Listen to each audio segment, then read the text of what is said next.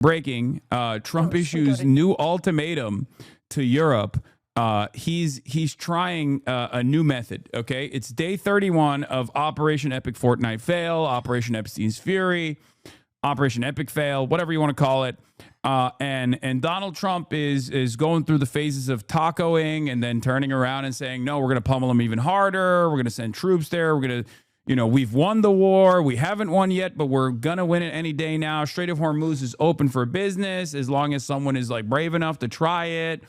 Okay, maybe it's not open, but also for you. Now, the new meta for Trump is to pout like a little baby. First, if you recall in the beginning of the decapitation strike that they engaged in this war of choice, Donald Trump had said, I don't even want the UK to send any of their assets because the UK, they're bitch made, all this stuff, right? We don't even need them. That was his attitude, right?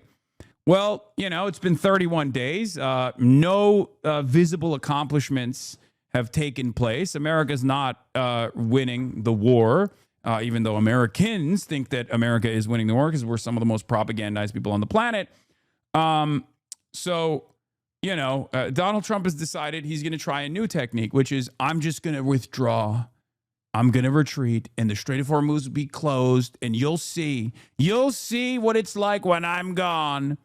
Like he's doing the world is ending. Anybody want to tell me they f me right before the world ends? Like he's doing that type of shit where he's like, oh, I bet you'll be sad when I'm dead. And I don't think he wants to see the actual results of that, right? Like no one want me. Who want me? Who want me? Anyway. Trey Yinks, he is live in Israel with the very latest. Trey, good morning.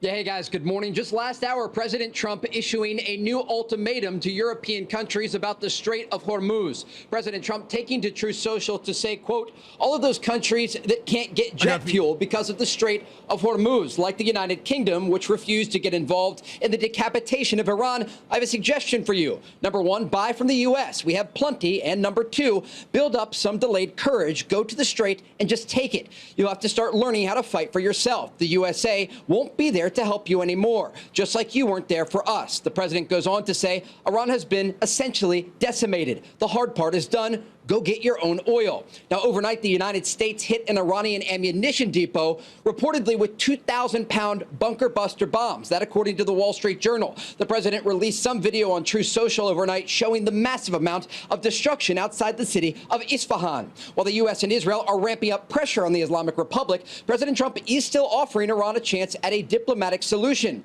Iran has continued its ballistic missile attacks against Israel with 2 waves targeting central Israel last night and another 2 cluster munitions strikes this morning against Tel Aviv. With a focus on Iran, Israel has expanded ground operations against Hezbollah in southern Lebanon. The military says dozens of militants were killed there in recent days.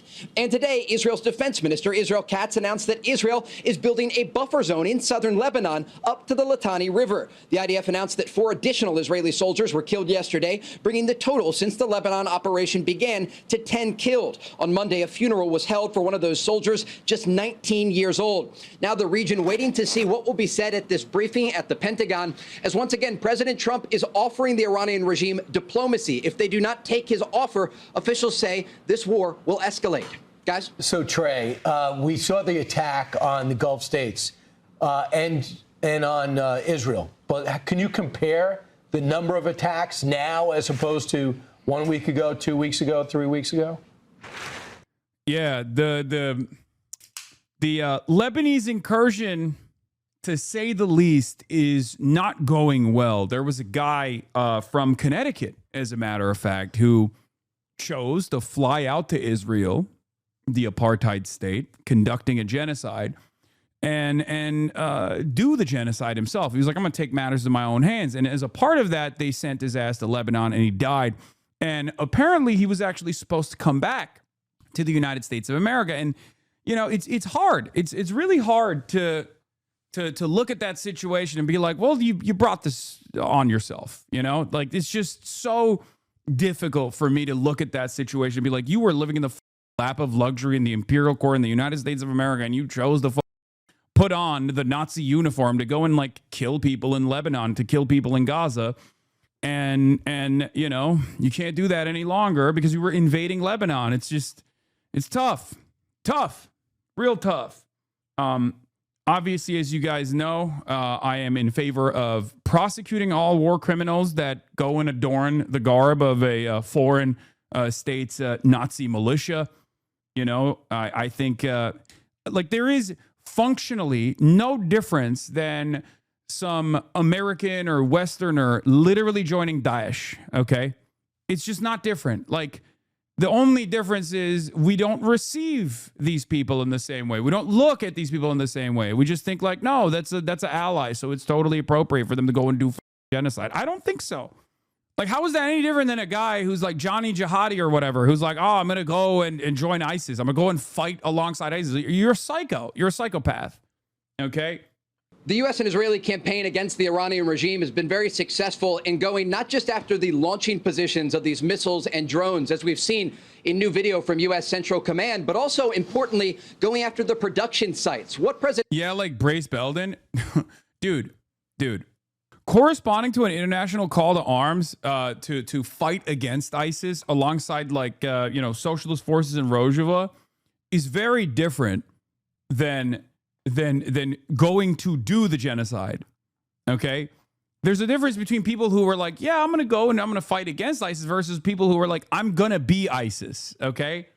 President Trump is ordering here is a decapitation not only of Iran's military leadership, but also of their production lines, so that in the future they're not able to threaten U.S. forces or allies across the region. And we have seen those videos of decimation to the Iranian regime. This is a very large country, though, and that is part of the reason that these strikes continue, often on an hourly basis. And despite the fact that the Iranians can still get off ballistic missile fire and drone attacks against Israel and Gulf countries, their ability to do so and to resupply has been destroyed.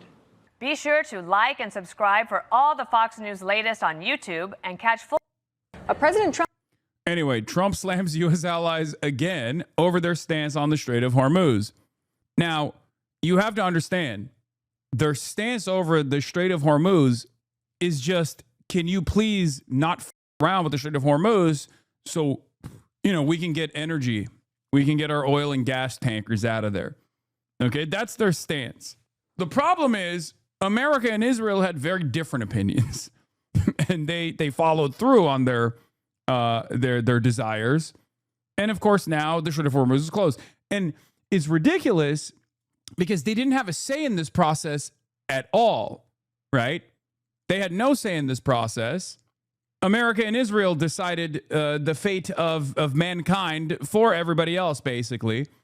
And because they could not accomplish their military objectives, I mean, Israel's military objectives are total death and destruction regardless. America's military objectives are like regime decapitation and then like new regime implementation, right? And neither of those goals are being accomplished as it stands currently. It's now they're just like flinging wildly, or at least Trump is like yelling at people who had nothing to do with this, right? People and countries that had nothing to do with this at all and would have absolutely chosen to not have this complete collapse of the energy markets around the globe. Trump is slamming U.S. allies for failing to help secure the Strait of Hormuz. He posted this message on social media, writing, quote, "You'll have to start learning how to fight for yourself. The USA won't be there to help you anymore, just like you weren't there for us." Yeah, you'll miss me when I'm gone. Like, that's what he's saying. It's like, dog, I don't think you should remind people. Maybe it's just me, but I don't think you should remind people what it would feel like or what it would look like if you were no longer here. Okay? It's one of those things where it's like, I feel like that's unproductive, right? It's not dissimilar to Israel reminding people like Hamas is just like ISIS or Hamas is the real Nazis. It's like, if I were in your shoes, well, first of all, I'm not going to say what I would do if I were in your shoes, but in a hypothetical scenario, if I was trying to do propaganda for the genocidal apartheid state, I probably wouldn't remind people of another genocidal apartheid state that existed throughout history that did its own Holocaust. I just wouldn't remind people of that comparison because out of the two groups, between the Palestinian resistance and Israel, I think when you invite that comparison, people are inevitably going to go, wait a minute, but you kind of remind me of what the Nazis are doing. And it's not dissimilar to that when Trump reminds people what it would be like if he was not around. I think that's a, people popping champagne moment, right? Third way, left wing anti-Semitism, often savvier than the brash neo-Nazi rhetoric on the right. Okay, man, like who gives a fuck? There's no emotion. Defense Secretary Pete Hegseth doubled down on the sentiment in a press briefing this morning. This was awesome. This was awesome. Israelis themselves r/ask Israel, and we'll talk about that in a second. Of course, I wouldn't be so anti-Semitic to demand that Israel also send their own ground forces into Iran. Obviously, I would never in a million years come up with an anti-Semitic opinion such as that one. That would require the Israeli occupying forces to fight against not babies, but instead against adult men. And obviously demanding that is probably the peak anti-Semitism. I mean, straight up, it's not going to happen. There are countries around the world who ought to be prepared to step up on this critical waterway as well. It's not just the United States Navy. Last time I checked, there was supposed to be a big bad Royal Navy that could be prepared to do things like that as well. CBS News senior White House correspondent Weijia Jiang joins us now. So Weijia, you actually spoke to the president this morning about the war in Iran. What did he have to share? That's right, Kelly. I called him because I was looking for some clarification about that Truth Social post. It's so funny. Like, dude, there's one country that you should be like actually getting mad at. The country that goaded you into doing this spectacular flub, this spectacular failure. That country is not like Spain or Italy. It's Israel. Like all of this stuff that he's mad about. He's like, oh, these guys aren't doing anything. These guys aren't doing anything. Okay, send the Israeli Navy. Why is Israel not escorting tankers out of the Strait of Hormuz with their Navy? Why is Israel not sending their ground troops? Where's this energy for the one country that goaded you into doing this? Very strange stuff. Also, ironic considering, only 2 weeks ago, Donald Trump's like, we don't need anybody. United States have informed by most of our NATO allies that they don't want to get involved with our military operation against the terrorist regime of Iran in the Middle East. This, despite the fact that almost every country strongly agreed with what we are doing. Okay. Did you see Steve Bannon said Yair Netanyahu should be sent to fight in Iran? Maybe not the best look for the Dems to be outflanked by pedo-Nazis. I agree. Also, Steve Bannon is like he's not a real anti-Israel voice, right? Like he's saying Steve Bannon is like anti-Israel is like saying Steve Bannon is anti-Jeffrey Epstein. You know what I mean? He's the opposite of both of those things, but he can present himself as that. And because Republicans are cattle, most of them go, oh, I agree. He's kind of going beast mode, Anyway, getting back to this, he basically said, we spend billions of dollars on NATO and we're doing everything. We've destroyed the Iranian Navy. They're gone. They're done. They've perished. We don't need anybody else. 2 weeks ago, he was saying, it's victory time. There have been approximately 20 additional victory announcements since then, and yet no victory is in sight for some weird reason.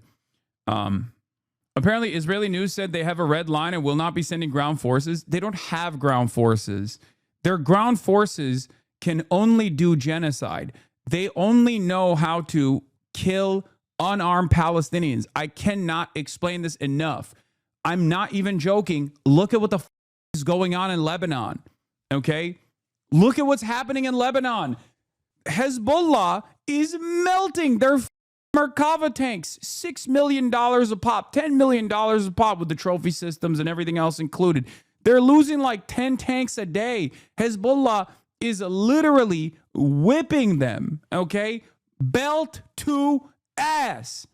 And that is not the IRGC, my friend, because Hezbollah is still a paramilitary formation inside of Lebanon, one that was born out of Israel's initial incursion, Israel's initial violence, and it's still not a standing army of a sovereign state, okay? And even then, the Israeli occupying forces are eating unlimited bags of dick in Lebanon, okay? Here's some updates from Hezi. Hezbollah has been attacking for over an hour straight now. Ynet heavy barrage from Lebanon, alarms in Haifa, and reports of casualties. Israeli Occupational Forces spokesperson says there was no advance warning about Hezbollah's extensive shooting tonight. Iraq Shida Al Jazeera, we have not made any decision about the negotiations, and we have reservations about them. Our conditions for ending the war are clear. We will not accept a ceasefire, but we strive for a complete end to the war, not just in Iran, but the entire region. Okay? Advance warning during war is so funny. They're like, hold on, wait a minute, but this doesn't make sense. This doesn't make sense. Why are they fighting back? Why won't they let us invade? Southern Lebanon is ours. Don't you know? It was promised to me 3,000 years ago. Like, that's literally the argument. America and Israel are such spoiled children in the way that they operate, where the American government's like, why is Iran attacking our military bases in the region? Why won't they just like let us why won't they let us deploy aerial campaigns from air bases that are slammed in the ass cheeks of Iran? Don't you know that's illegal? And Israel's doing the same energy. Israel's basically behaving in the same exact way with Hezbollah in Lebanon, where they're like, I don't understand. Why are we not allowed to like blow up bridges, assassinate doctors, journalists, without any without any sort of pushback whatsoever, right? Why is that allowed? I don't understand. Why can't you just like let us take over your land and blow up every house in every village? That he posted about the Strait of Hormuz, in which he, just like we heard from Secretary Hegseth, was really going after allies and expressing a fresh round of frustration. But it made it sound like the U.S. could leave, because he said, you'll have to start learning how to fight for yourself. The USA won't be there to help you anymore, just like you weren't there for us. God. Say this about Israel, bro. Say this about Israel, please. Why are you saying this about like European partners that had nothing to do with this and are smart enough to not get involved and are just trying to sit this out, hoping that America will be more reasonable? Eyvallah. You know, just the entitlement that we demonstrate on a daily basis is unbelievable, dude. It's so funny. It's so stupid. It's so funny. It's so ridiculous. Like, how dare they? That's the attitude. It's always like, how dare they fight back? How dare the European allies don't immediately muster up the forces to fight our war? And it's not even our war, it's Israel's war, really. It's so unbelievably entitled. It's so arrogant. And in the absence of any sort of soft power initiative, America is going to lose out on what remains of the allegiances that they have with even the vassal states. Great job. So I asked him whether that meant that the U.S. would start pooling assets in and around the strait. And the president told me not yet. He said that the U.S. would be there, but again said that, it's not the U.S. that really needs this oil that is going through there, but allies and other countries, which, of course, for weeks now he has been calling on. Yeah, that's great.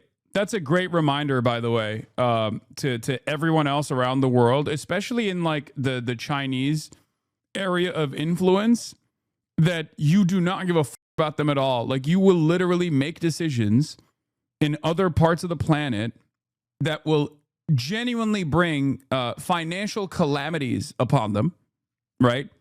A totally man-made energy crisis that is completely unnecessary, and you brought it about, and now you're saying, it doesn't even hurt us. Who is this for?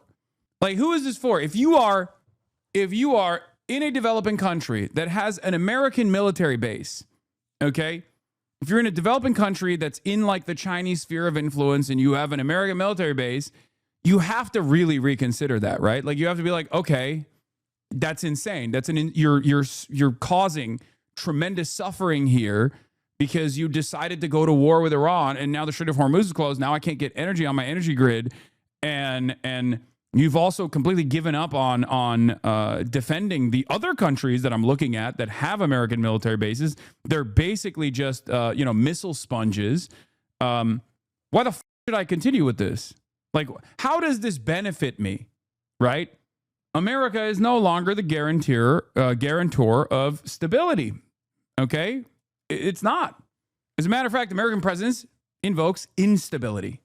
And on top of that, America doesn't even do anything to save face. They don't even try to make it seem like we are trying to stabilize the world. We're coming out in this like unbelievably arrogant way and openly telling anyone who will listen, anyone who accidentally even hears what we have to say, that we don't give a f about them.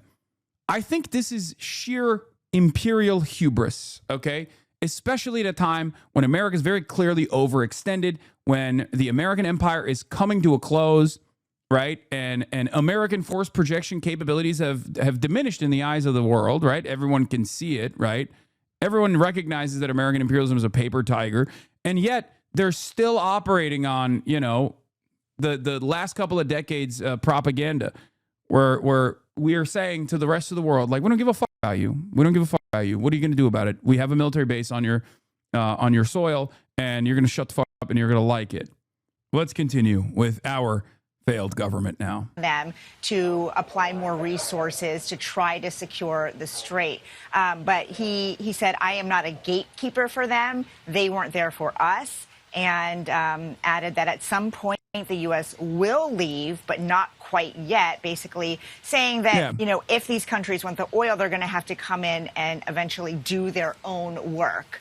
He did not give a timeline for how long the U.S. would remain in and around that strait, though. Of course, the reason why that matters is because the oil that is trying to get through there impacts the entire global supply of oil and gas prices, which includes the now $4 a gallon average here at home. And I asked the president about that as well. He says that the prices will go down when the war is over. But obviously, this is a huge concern, not only for the president, but for many Republicans as they are eyeing that critical November date for midterm elections. So, you know, we'll have to see what the next move is here. But as far as the strait goes, that is what the president said about U.S. involvement. And Weijia, we've also seen this morning the president via Truth Social directly criticize France, writing that it has been very unhelpful in relation to the war. Around this time yesterday, we spoke with a French minister and we asked her why her nation has decided not to help secure the Strait of Hormuz with the U.S. Let's just quickly play for our viewers what she said.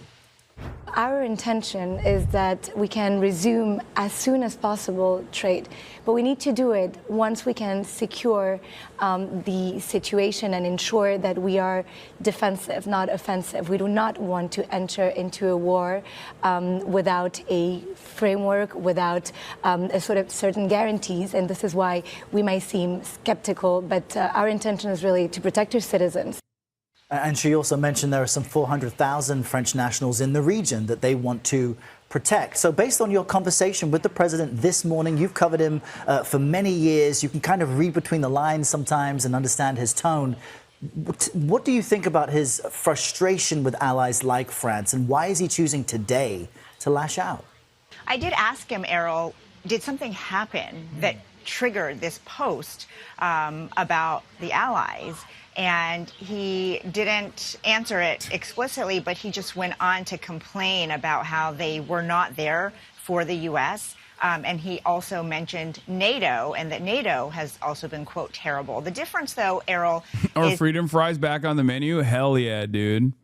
The country of France wouldn't let planes headed to Israel, loaded up with military supplies, fly over French territory.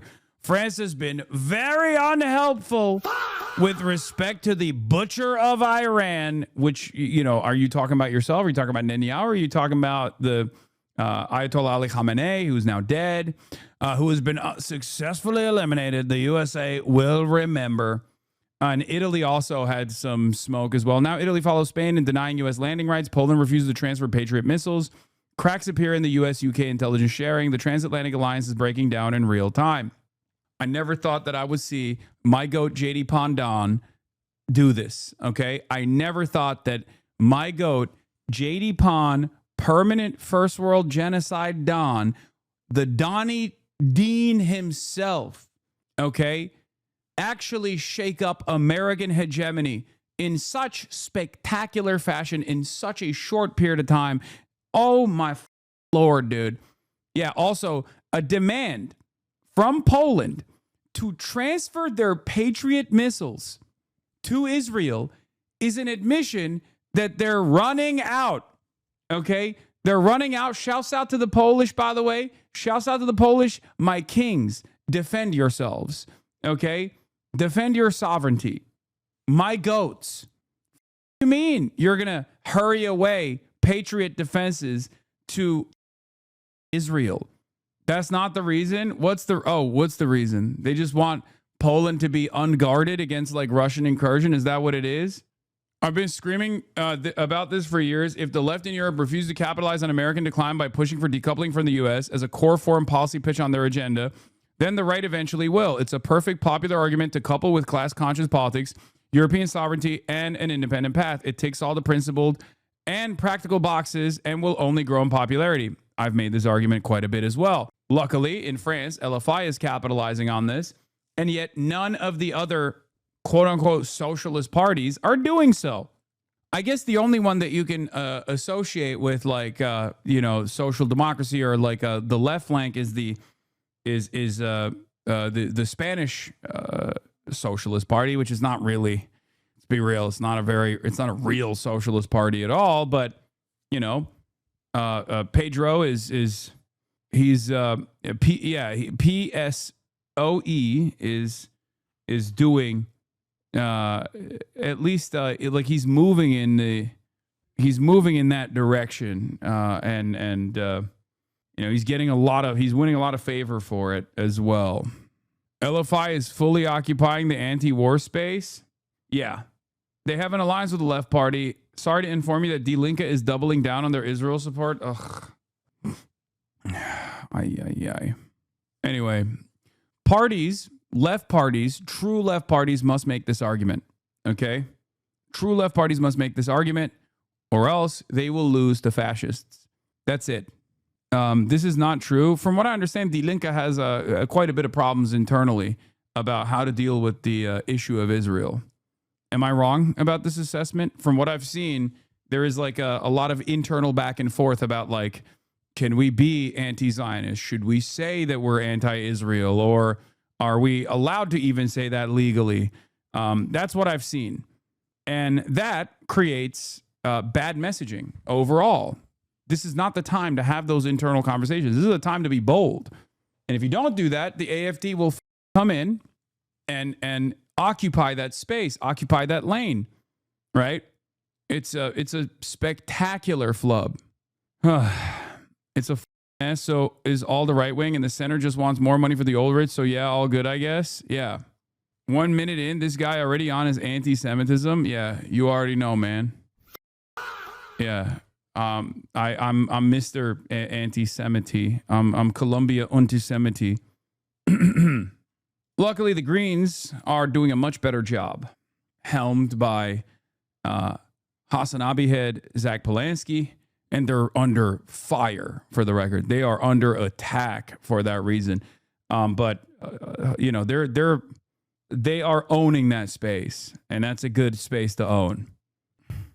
Anyway, I thought AFD supported Israel. AFD are a bunch of reactionary grifters. They're Nazis, so they'll say whatever they need to say to win elections. Okay? That's just the case. One unintentional byproduct of this instability in the global energy markets is also Europe very quickly realizing that energy independence comes from renewables and redoubling their efforts in purchasing as many Chinese products as they possibly can. So that's good.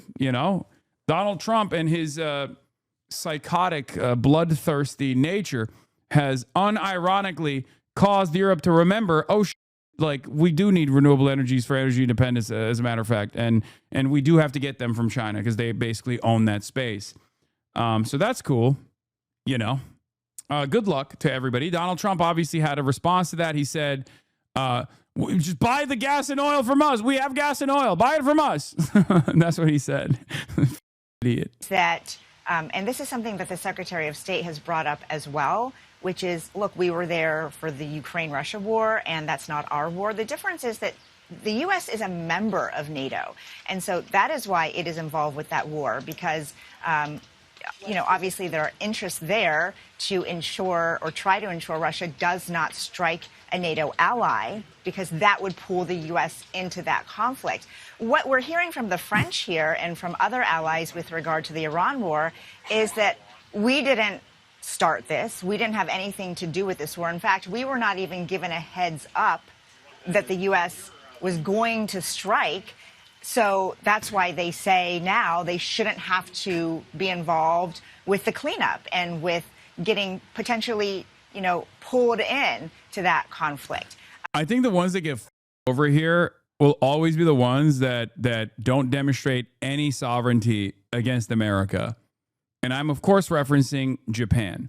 Takaichi is even more pro-America than previous formations in Japan, even though, obviously there's been practically uniparty rule since America wrote the Constitution.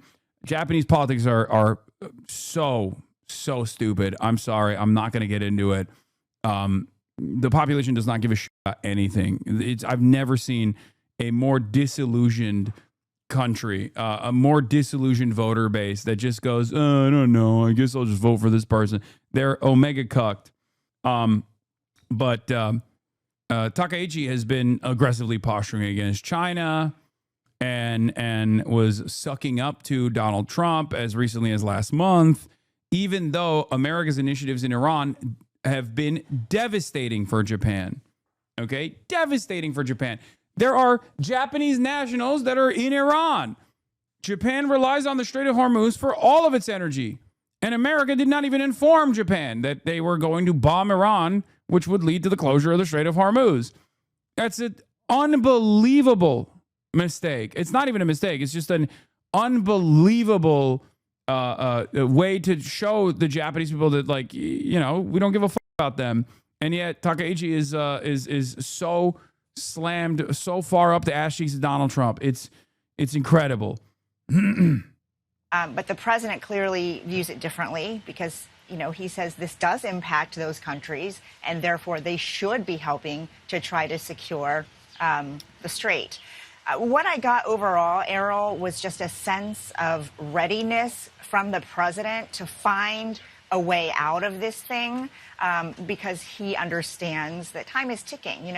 I asked him for a fresh date about when the war might end, and he said that the administration was 2 weeks ahead of schedule. But remember, he set the schedule of 4 to 6 weeks from the very beginning of how long this could go on, and we are now in week 5, Errol. It appears the U.S. is looking for some kind of off-ramp. Weijia Zhang with the latest on her conversation with President Trump. Weijia, thank you. Some lines from Truth Social on Donald Trump saying that countries should buy oil from the United States, urging... I love that. That was so... God, he is the GOAT. Things are going exceptionally well, okay? After berating and bullying every single European partner, he turns around and says, just buy the oil from us. Come on. Incredible, dude. Countries to go to the Hormuz and take it, according to Donald Trump on Truth Social, and that countries should go and take the oil themselves and learn how to fight themselves. Let me just open up his Truth Social because I can assure you that it will be more verbose than the few lines that we're getting from the Reuters news agency. So just bear with me whilst I open up Truth Social. It's just verifying, but let's bring you the full transcript of what he had to say. So Donald Trump in the last 2 minutes saying this: all those countries that can't get jet fuel because of the Strait of Hormuz, like the United Kingdom, which refuse to get involved in the decapitation of Iran, I have a suggestion for you. Number one, buy from the US, we have plenty. And number two, build up some delayed courage. Go to the strait and just take it. You have to start learning how to fight for yourself. The US won't be there to help you anymore, just like you weren't there for us. Iran has been essentially decimated. The hard part is done.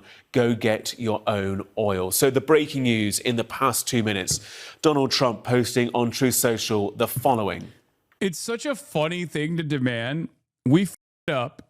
We couldn't fix it. And you should now do something that we are incapable of doing with the greatest military force on the planet.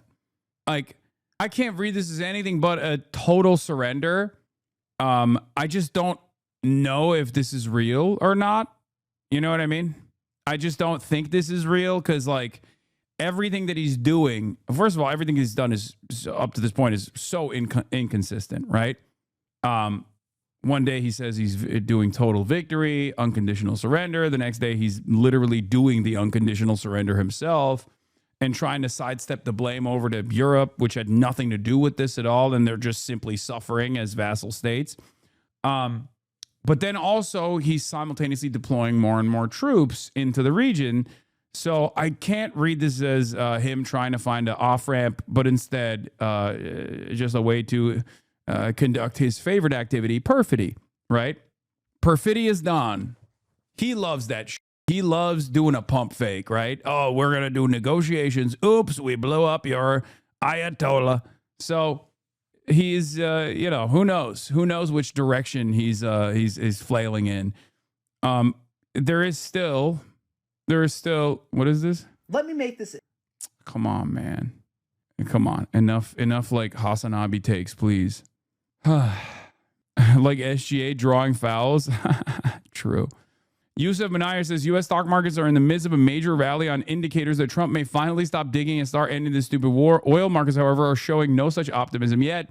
Even if we wake up to a magical peace agreement tomorrow, the economic impacts will be with us for some time. A lot of people are refusing to recognize that, by the way. I find that rather strange. All those countries that can't get jet fuel because of the Strait of Hormuz, like the United Kingdom, which refused to get involved in the decapitation of Iran, I have a suggestion for you. Number one, buy from the US. We have plenty. And number two, build up some delayed courage. Go to the Strait and just take it. You'll have to start learning how to fight for yourself. The USA won't be there to help you anymore, just like you weren't there for us. Iran has been essentially decimated. The hard part is done. Go get your own oil. President Donald J. Trump. That is in the last few moments. So explicit criticism there of the United Kingdom, explicit criticism for the UK not being involved in those initial strikes against Iran. Criticism for the fact that European countries have not been supportive of reopening and defending the Strait of Hormuz. It is a vital artery for supplies of oil, gas, crude products that make their way from not just Iran, but numerous Gulf states. So let's get more analysis on this with our military analyst, Sean Bell. Sean, this is quite the moment, I think it's fair to say, explicitly telling the UK either buy from us, which kind of tallies with the fairly kind of US-centric economy that the president's trying to build, and number two, if you don't want to do that, go to Hormuz and sort it out yourself. Yeah, and it's somewhat missing the point, some of that, isn't it? Because this isn't just about availability of oil.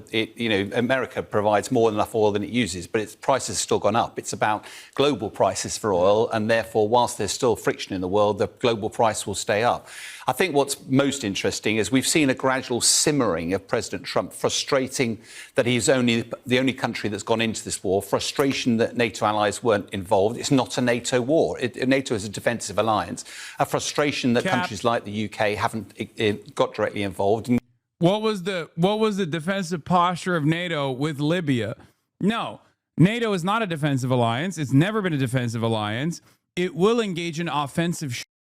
The only difference is most of the countries in Europe are led by people who at least have basic competence to recognize that this is biting off far more than America could chew. That's it. Mark Rutte has openly admitted that NATO is not a defensive alliance, by the way. He said the quiet part out loud. He also called Trump daddy, but that's besides the point.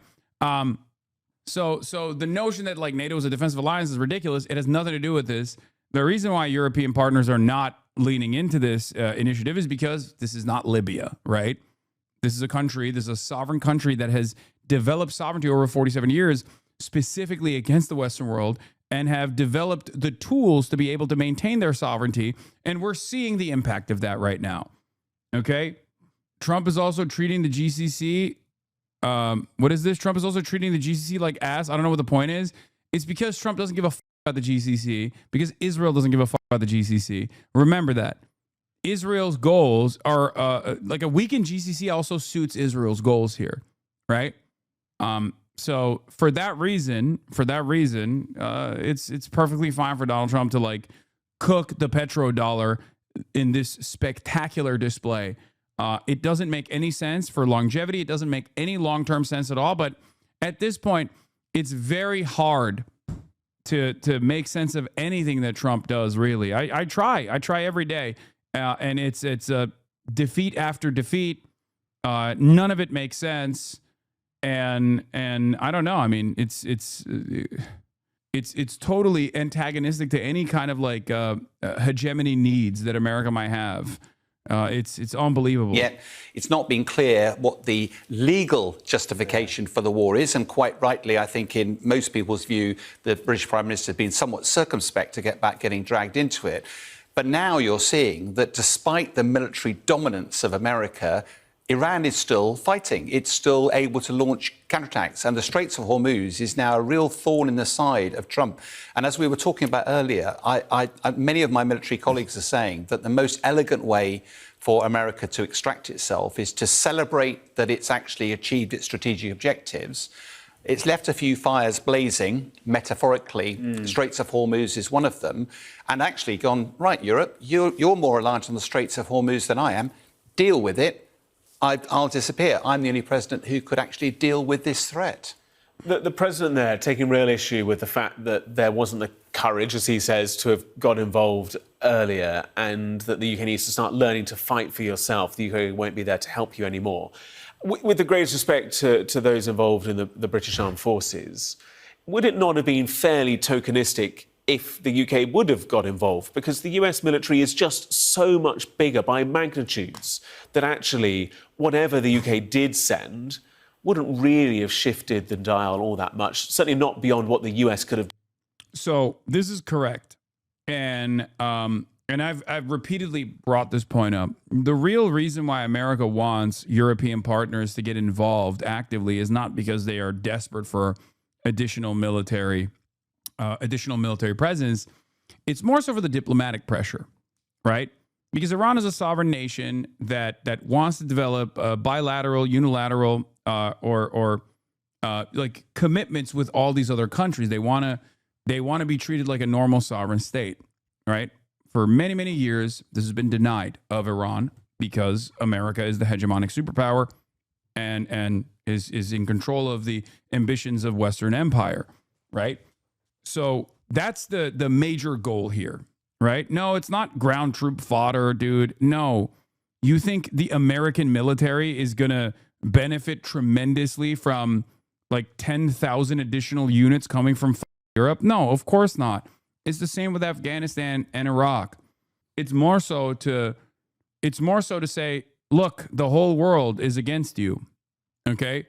And with Afghanistan and Iraq, to a limited degree, many of these countries were dogs of empire, and they said yes, right? Because it was a very different dynamic. Iran is not like Iraq. It's not like Afghanistan. And that's precisely the reason why these guys are now saying, no, we're going to stay back on this one. You know, you got this. Okay? That's it.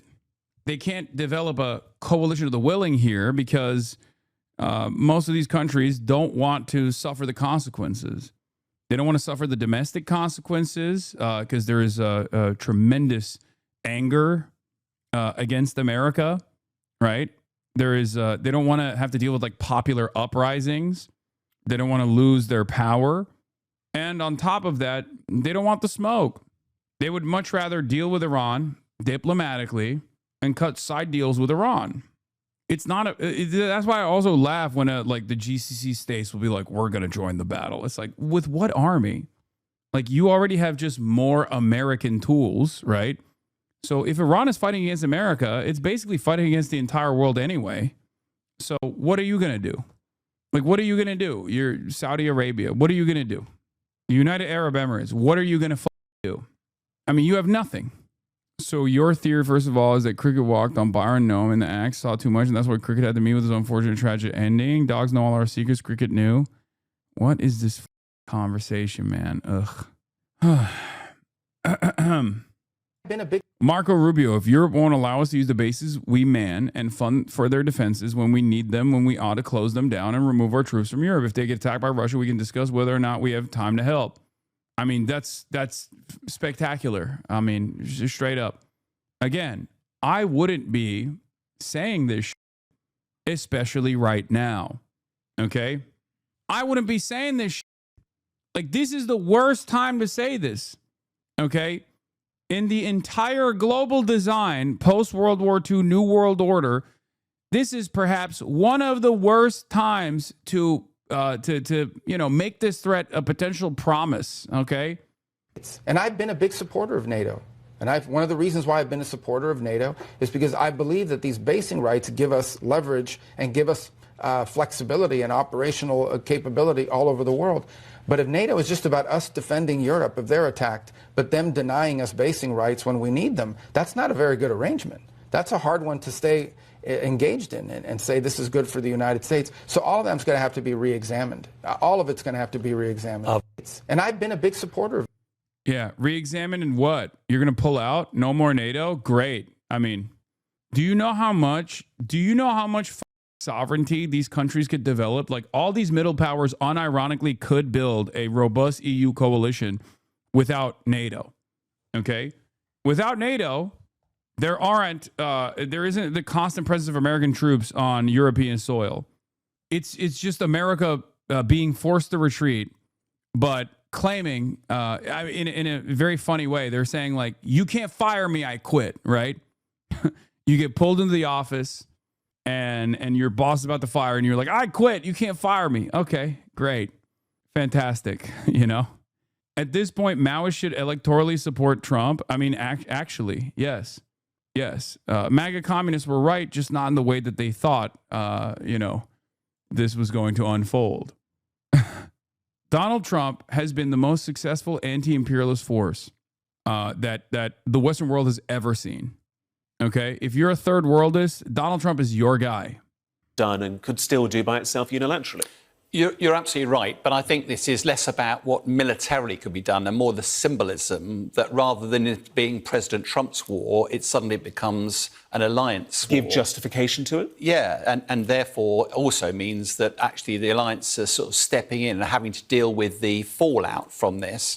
By making it purely America's war, there's long been a belief that Trump sort of went in there, a bit like he went into Venezuela, plucked out Maduro, operation over, success. And it looks likely he believed he could go in, decapitate the leadership of Tehran. There'd be an uprising. He'd be able to celebrate that I'm the only American president that had the chutzpah to do this. The harsh reality, of course, is that's not the way it's played out. He's got his hands firmly in the mangle, trying to find a way of extracting himself. And we always felt that he was going to start threatening all sorts of other people. I wouldn't be at all surprised still, though, that he will extract himself in some way. He'll celebrate success. We're the only nation that could have done this. Europe try and deal with it. I think the fallout, though, from this for NATO, the fallout for our national security in the future, is some of the damage being done by President Trump irretrievable? Is this actually him expressing his honest view that actually I'm going to look after America first? His national security strategy, China looks after the East. I don't really care what happens in Europe. You deal with it yourself, because frankly, I'm going to look after my own interests. And increasing the language looks more and more likely that is his focus. And that was laid very starkly bare in that national security strategy document. It'll be interesting to see how the UK government responds to this. How Sir Keir Starmer, who'd been kind of talked about as a bit of a Trump whisperer, manages to maintain that relationship or rebuild that relationship. Also, the EU can't develop any defense system without the USA. They'll lick for the next 100 years. Yeah, American defenses have been fantastic for the European Union thus far. I don't know if you know this, because France has its own nukes, right? And France was one of the countries that actually refused to join NATO, left NATO, for this reason, because they saw early on that NATO allegiances would actually deny France its own sovereignty, and that it would basically turn France and many other European partners in NATO into missile sponges against the USSR. Okay? That was the understandable attitude at the time. That was the attitude. They were like, why would we do this? Why would we do this when we want to, develop our own relations with the USSR potentially? The GCC is currently learning that lesson in real time. Okay? There are suggestions that there's supposed to be a royal visit to the United States at some point later this spring. It'll be interesting to see what kind of developments are related to that as well. But, it's just also funny to think that after you just watched the Gulf states get turned into hollowed out shells for the last 30 days, you think America would defend Estonia. If Russia had the capability of moving beyond Ukraine, which it doesn't, right? But imagining a world where, Russia gets to take over Ukraine militarily, it doesn't, but let's say it did. And then they move to Estonia or Lithuania, and America was like, oh, we have to defend Estonia. We have to defend Lithuania. Are you out of your mind, dude? It's just so funny. The only reason why America would ever defend a NATO nation is to defend its sovereignty. Okay? That's it. That's the only ambition there. And if that was too high a cost to bear, America would just drop it. Okay? There's an awful lot of diplomacy interweaved amongst the military and also the economy aspects of this story. I wonder what your view is of the grasp that civilian leaders have on prosecuting acts of war and conflict and strikes such as this. How do you balance between what a president or a prime minister wants and what militarily can be achieved and the understanding between the two sides? Yeah, I mean, it's a fascinating question because our politicians tend to come and go, whereas the military serve long careers. General Kane will have spent the best part of 40 years in the military. You have years where you study military history. You look at the mistakes that were made of old. You learn from other people's mistakes and you develop strategies and plans.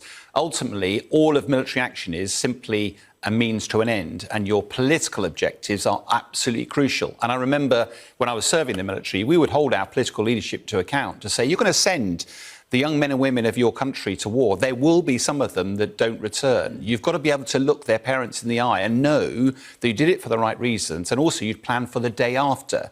The military will set the conditions, but you now need to know what's the plan for the first day of the post-conflict time. And history shows that our political... Hasan says that Russia is both advancing in Ukraine and at the same time says they can advance in the rest of Europe if they wanted, especially using tactical nukes.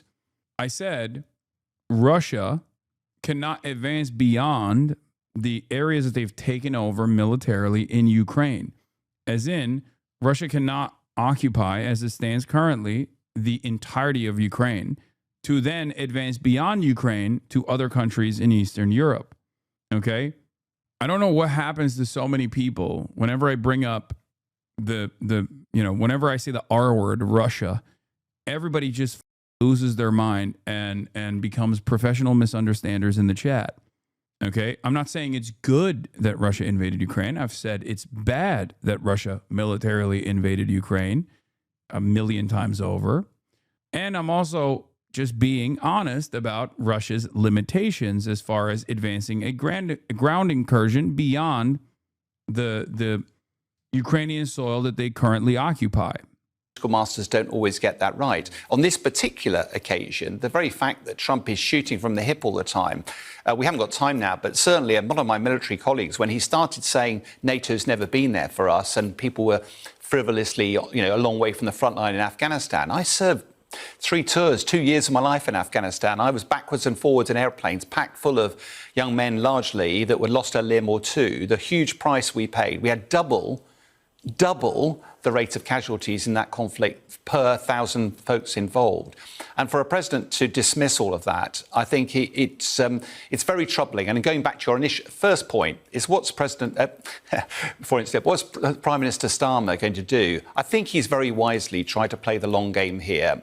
President Trump will come and go. It's possible the midterms will stifle President Trump's ambitions. In 3 years' time, he'll not be there. Do you completely destroy the relationship of America and Europe, America's relationship with NATO, or do you just try and keep... Yes, President Epstein, the real president. keep a distance, be moderate, be diplomatic, let this flurry blow over, because it's evident that President Trump is embattled somewhat at the moment, and just try and play it long rather than reacting to every knee-jerk that we see through his Truth Social announcements. You ready for another one? Uh-oh. The country of France wouldn't let planes headed to Israel loaded up with military supplies fly over French territory. France has been very unhelpful with respect to the butcher of Iran, who has been... Guys, it's going so well. It's going unbelievably well, dude.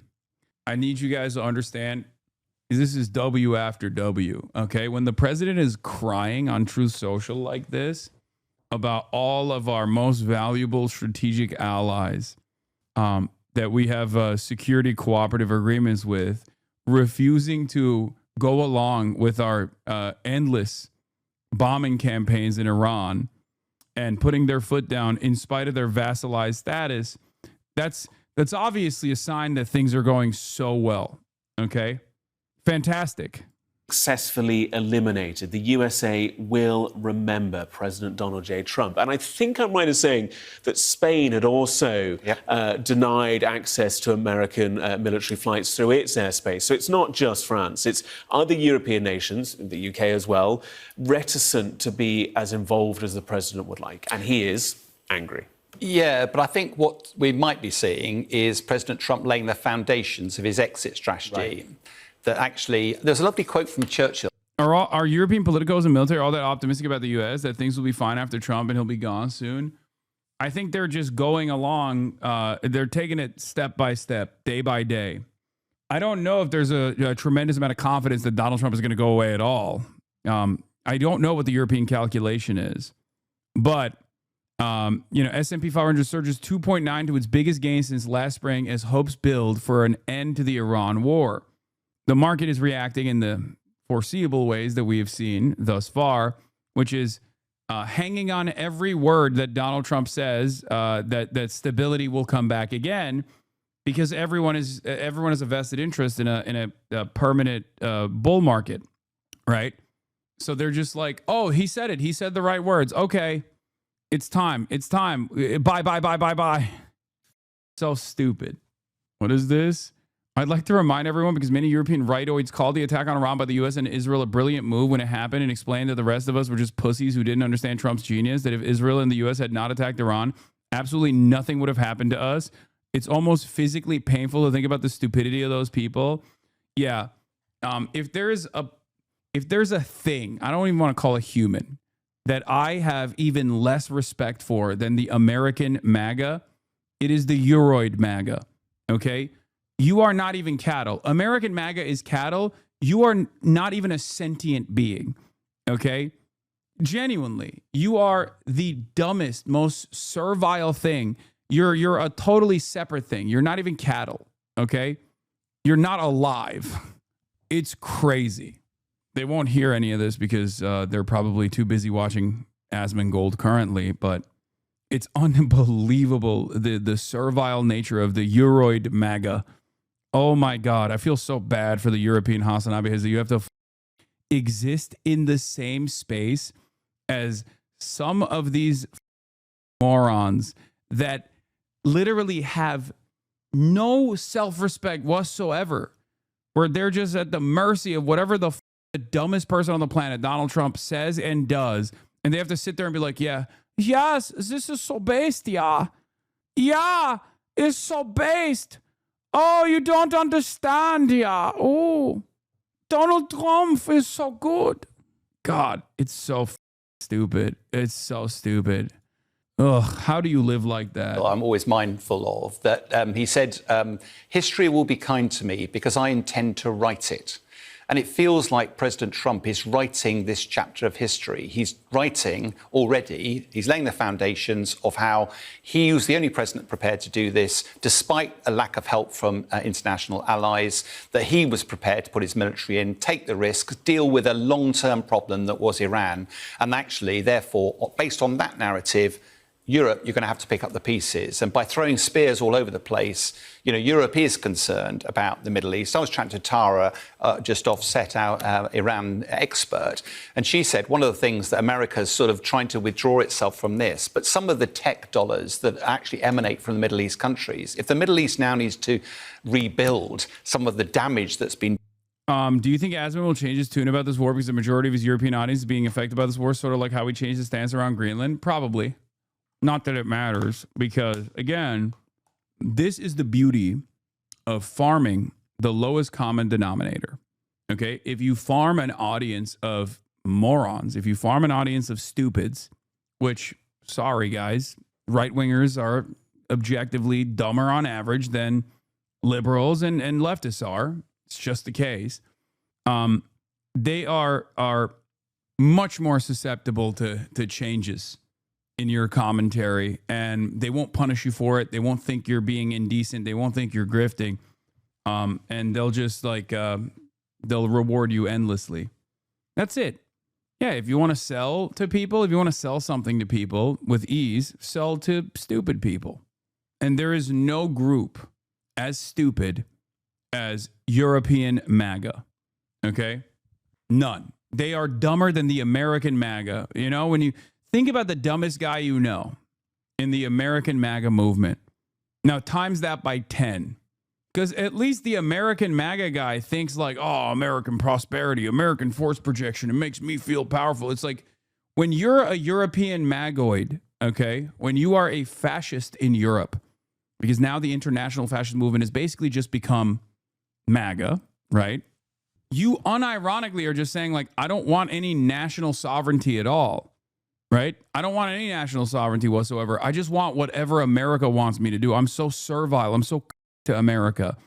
Even if American actions that I had no control over directly ruins my life in much more meaningful ways than, in much more significant and much more meaningful ways than like the American MAGA movement has their lives ruined, and you still advocate for it. You're no longer in the cuck seat.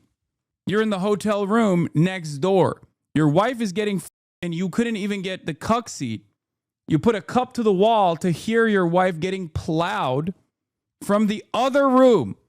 At least MAGA is sitting in the cuck seat. You're getting double cucked. Unbelievable. Breaking. Germany's Chancellor Merz says the effect of the Iran war in Germany and Europe will be as serious as the COVID-19 pandemic if it expands. Previously, he couldn't hide his glee at this war and the 12-day war last year. He's practically rubbing his hands when he said Israel was doing our dirty work. Yep. What is this analogy, big dog? I'm just saying, you're double cucked.